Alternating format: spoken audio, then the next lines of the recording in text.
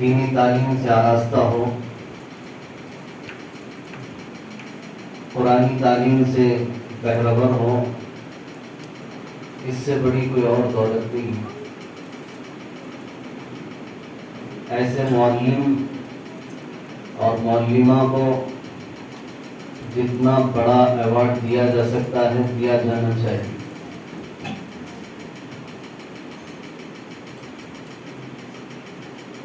جنہوں نے آنے والی نسلوں کی تیاری کا اور ان کے ایمان کی حفاظت کا اور ان کے دین کے تحفظ کا انہوں نے بیڑا اٹھایا، جبکہ آپ جانتے ہیں کہ جس دور سے ہم گزر رہے ہیں بہت نازک دور ہے، بہت سینسیٹیو دور ہے، بہت حساس دور ہے جس سے ہم گزر رہے ہیں، جس میں اکثر پیرنٹس کی اور اکثر والدین کی اپنی اولاد کے سلسلے میں شکایتیں ہیں۔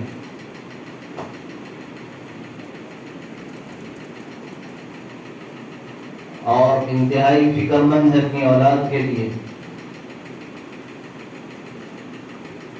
کہ آگے چل کے ہمارے اپنے بچے کیا بنیں گے، کیا کریں گے، کیسے ان کا ایمان بچے گا۔ سوشل میڈیا کا دور ہے، بے حیائی عروج پہ ہے، بے دینی کا ایک سیلاب ہے جس میں عام تو عام ہمارے اپنے مسلم قوم کے بچے تینکوں کی طرف بہتے جا رہے ہیں۔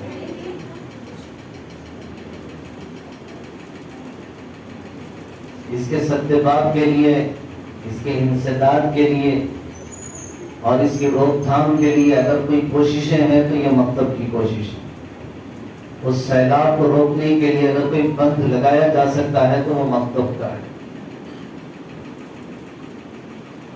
یہ ہمارے اپنے معصوم بچے جو ہماری اپنی نگاہوں کے سامنے جو سورہ یاسین پڑھ رہے ہیں، احادیث پڑھ رہے ہیں، قرآن کریم کے ترجمے سنا رہے ہیں، تو بہت وقت نہیں ہے کہ ان کی ہمت افزائی کی جائے، ان کی حوصلہ افزائی کی جائے، ان سے سنا جائے، ان کو تعریف کیا جائے، یہ وقت نہیں ہے۔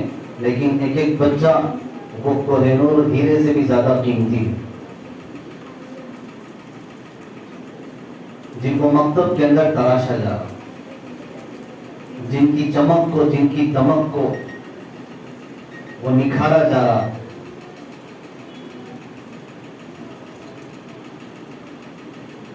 ان بچوں کی اہمیت کو ہم نہیں سمجھتے، دنیا جانتی ہے ان بچوں کی اہمیت کو۔ آنے والا مستقبل ان بچوں کا ہے، ہمارا نہیں ہے۔ ہم کو تو دنیا کہتی ہے جن کے 40 ایئرس ہو چکے ہیں، جن کے 50 ایئرس ہو چکے ہیں، دنیا ان کو کہتی ہے مسٹر ہیز بین، اب ان کا کام ہو چکا ہے۔ جو بچے ابھی 10 سال کے ہیں، 12 سال کے ہیں، 15 سال کے ہیں، ان کو دنیا کہتی ہے مسٹر فیوچر، یہ ہے ہمارا مستقبل، یہ کل کی لیڈنگ کریں گے، کل کی قوم کو یہ سنبھالیں گے، کل کے قوم کی قیادت ان کے ہاتھ میں ہوگی، کل کے مسجد کے نمازی یہ بنیں گے، کل کے یہ پیرنٹس بنیں گے، کل کی یہ اولاد کے لیے ماں باپ بنیں گے، کل کے لیے بڑھاپے میں ماں باپ کا یہ بے سہارا اور بے ساکھیاں بنیں گے۔ یہ وہ بچے ہیں۔ اس لیے حدیث میں کہا گیا اکریموا اولادکم، اپنی اولاد کی عزت کرو۔ ماں باپ کی صرف اتنی ذمہ داری نہیں ہے کہ ان کو کھانا کپڑا دے دیا جائے، ان کو سایہ مکان دے دیا جائے، بلکہ ماں باپ کی ایک بہت بڑی ذمہ داری کھانے کپڑے سایہ مکان سے زیادہ تعلیم و تربیت کی۔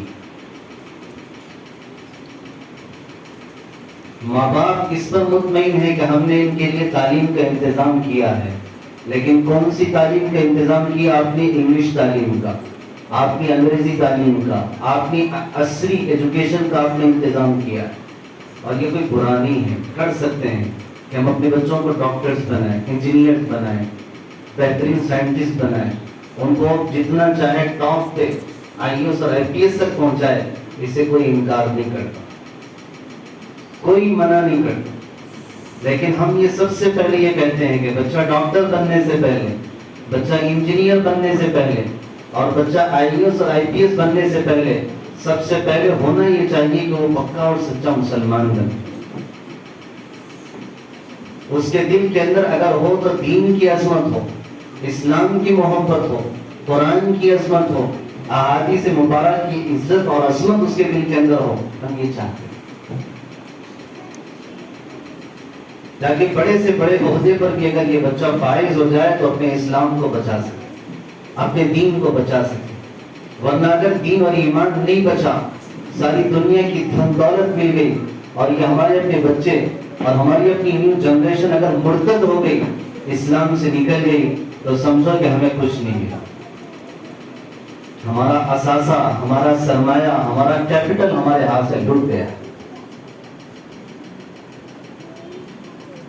عزیز بزرگوں اور خواتین یہاں موجود ہیں, میں صاف یہ کہتا ہوں کہ ہماری پراپرٹی وہ نہیں ہے جس کو ہم زمین کہتے ہیں, ہماری پراپرٹی وہ نہیں ہے جس کو ہم جائیداد کہتے ہیں. میں کہوں کہ اس سے بڑی پراپرٹی ہماری اپنی نسل ہے, اس سے بڑی پراپرٹی ہماری اپنی اولادیں ہیں جس کو ہمیں بہترین بنا کے جانا ہے. یہ ہے اصل محنت کی چیز, یہ ہے بچے جو نکھریں گے. دنیا کے جس کونے میں ان کو چھوڑ دیا جائے, چاہے ایشیا سے لے کے افریقہ تک, یورپ سے لے کے امریکہ تک, اگر ان کے دل کے اندر اسلام اور دین کی عظمت ہوگی, یہ ہر جگہ اپنے اسلام کو بچا پائیں گے اور مسلمان باقی رہیں گے. لیکن اگر آپ نے ان کو KG سے لے کے PG تک کی تعلیم دے دی اور ہائر ایجوکیشن کے لیے آپ نے یہاں سے لے کے امریکہ تک آپ نے سفر کرا دیا, لیکن اگر یہ بچے بے نمازی رہے تو یہ اپنے گھر سے لے کے مسجد تک کا سفر بھی نہیں کرے. ہائر ایجوکیشن کے لیے گھر سے امریکہ تک کا سفر آسان ہے, لیکن ایک نماز کے لیے اپنے گھر سے مسجد آنا مشکل ہوتا ہے.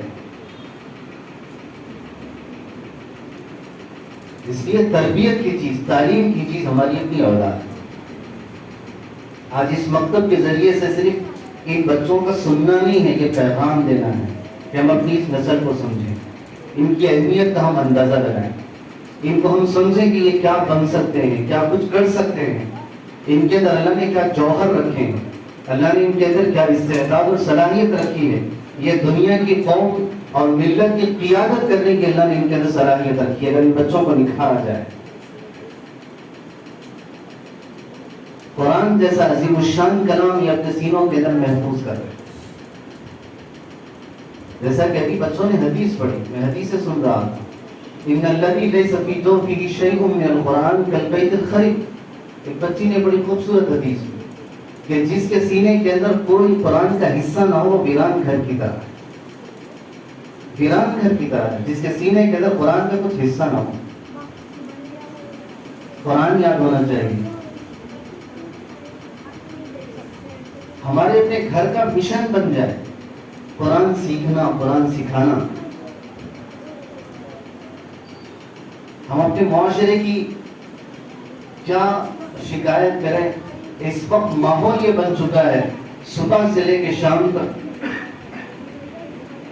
اگر کسی کا ذہن چلتا ہے تو میاں بیوی کے جھگڑے, ساس بہو کے جھگڑے, ننند بھاوت کے جھگڑے. ان جھگڑوں کے اندر ہماری صبح اور شام گزر رہی ہے. گھر کا مشن کیا ہے, گھر کا مقصد کیا ہے, ہمیں خدا نے کیوں بھیجا تھا, کس کام کے لیے بھیجا تھا, کس مقصد کے تحت اس دھرتی پر آئے تھے. آج اس مقصد کو ہم بھول چکے ہیں. کتنا ہمارے اندر اسلام سے وابستگی ہونی چاہیے, اسلام سے محبت ہونی چاہیے. دینی تعلیمات سب سے زیادہ ہماری زندگی کے اندر کتنا اپلائی ہونا چاہیے, ہم نے اس کو بھول دیا. اور ہماری اپنی فکر کا محور اور ہماری اپنی سوچ کا مقصد یہ بن چکا ہے کہ دنیا کی کیسے دولت مل جائے, جائیداد کے اندر کیسے حصہ مل جائے. اس سے زیادہ ہماری اپنی سوچ نہیں. آپ تاریخ پڑھیں, تاریخ پڑھیں آپ کہ پچھلی صدیوں کے اندر کیسی خواتین گزری, ان کے کیا کردار تھے, ان کی کیا کوششیں تھیں, ان کی کیا محنتیں تھیں. پورے علاقے کے اندر ایک ایسی خاتون ملتی تھی کہ جس کے پاس قرآن سیکھنے کے لیے شفٹوں کے اندر لوگ آیا کرتے تھے. محمد بن سیرین رحمۃ اللہ علیہ جو خواب کے معبر سمجھے جاتے ہیں، تعبیر بتانے والے، اللہ تعالیٰ نے ان کو خواب کی تعبیر کا بہترین علم دیا تھا. پوری تاریخ کے اندر محمد بن سیرین رحمۃ اللہ علیہ جیسا معبر نہیں گزرا. اور ان کی جو بہن تھی حفصہ بنت سیرین پورے علاقے کے اندر سب سے زیادہ بہترین قرآن سیکھنے اور سکھانے والی تھی. اس زمانے کے بڑے بڑے علماء اگر قرآن کی قرات کے اندر کہیں تھوڑی سی لچک محسوس کرتے، تھوڑا سا ان کو کنفیوژن ہوتا، تو یہ کہتے تھے کہ جاؤ حفصہ بنت سیرین سے پوچھ کے آؤ وہ کیسا پڑھتی ہیں، اور وہ جیسا پڑھیں گے قرآن ویسے ہی صحیح ہوگا. یہ تھا خواتین کا مشن، قرآن سیکھنا اور سکھانا. وہ سورہ یاسین یاد کر لیا کرتی تھی، وہ پارے یاد کر لیا کرتی تھی، وہ بڑے بڑے سورے یاد کر لیا کرتی تھی. اور وہ صرف یاد کرنا ہی نہیں تھا، ان کی اپنی نسلوں کے اندر وہ قرآن منتقل ہوتا تھا. وہ صرف اپنی بچوں کو فیڈ نہیں کرایا کرتی تھی، فیڈنگ کے ساتھ ساتھ قرآن دیا کرتی تھی، قرآن کے الفاظ اور اس کے نقوش کو دیا کرتی تھی. جب ہم بھول گئے اپنی تاریخ کہ خواجہ قطب الدین بختیاری کاکی رحمۃ اللہ علیہ کہ جن کو سب سے پہلے ماں نے مکتب کے اندر بھیجا تھا، تو مکتب کے معلم حیران اور پریشان تھے کہ میں قرآن شروع سے شروع کرتا ہوں اور بچہ بنی اسرائیل سبحان الذی اسری سے پڑھتا ہے. میں چاہتا ہوں، معلم کی شکایت یہ تھی ماں سے کہ ماں میں بچے کو پڑھانا چاہتا ہوں سورہ فاتحہ سے، سورہ بقرہ سے، اور یہ بچہ شروع کر رہا ہے سبحان الذی اسری بعبدہ لیلا من المسجد الحرام، بنی اسرائیل سے شروع کر رہا. 15 پارے کہاں چلے؟ ماں نے کہا کہ آپ نہیں جانتے 15 پارے اس کو اسی وقت یاد تھے جب کہ میری گود کے اندر تھا. یہ کون تھے؟ یہ محبوب سبحانی خواجہ قطب الدین بختیاری کاکی رحمۃ اللہ علیہ کہ جن کو 15 پارے ماں کی گود سے ملے اور باقی 15 پارے معلم سے سیکھے. وہ خواتین تھی جن کی سوچ اعلیٰ تھی، جن کی فکر بلند تھی، جن کے حوصلے بڑے تھے، جن کے سامنے ایک مقصد تھا، ایک مشن تھا، ایک کام تھا. یہ نہیں تھی کہ پراپرٹی، یہ نہیں تھی کہ جھگڑے، یہ نہیں تھی کہ ساس بہو اس کے دامن کے پیچھے اپنی زندگی لگا دے. کہ خدا نے اسی کے لیے بھیجا تھا اپنی اولاد اور اپنی نسلوں کو چمکانا، ان کے ستاروں کی بلندیوں تک ان کو پہنچانا. ایک ماں کا کردار ہوتا ہے، ایک باپ کی ذمہ داری ہوتی ہے. مائیں جن کے اندر اللہ تعالیٰ نے صلاحیت رکھی، جن کی دعاؤں کو سنا جاتا ہے، جن کی آنکھ کے نکلنے والے آنسو وہ ہزاروں زیادہ قیمتی ہوتے ہیں. اس پر تو آنسو نکلتے ہیں کہ ہماری اپنی ساس نے ہمیں تانا دیا، اس پر تو نکلتے ہیں آنسو کہ ہمارے اپنے شوہر نے ہمیں پوچھ کے نہیں دیکھا، لیکن اس پہ آنسو نہیں نکلتے کہ ہمارے اپنے بچے نے آج نماز نہیں پڑھا، بے نمازی ہے.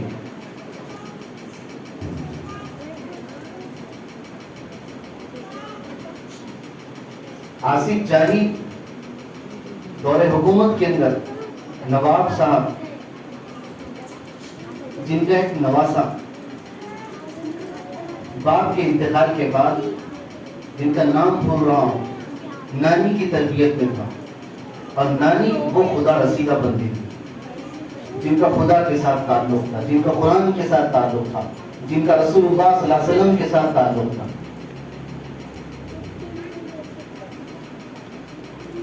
نواسی نے، نانی نے یہ کیا کہ بیٹا آج تمہیں ناشتہ نہیں ملے گا.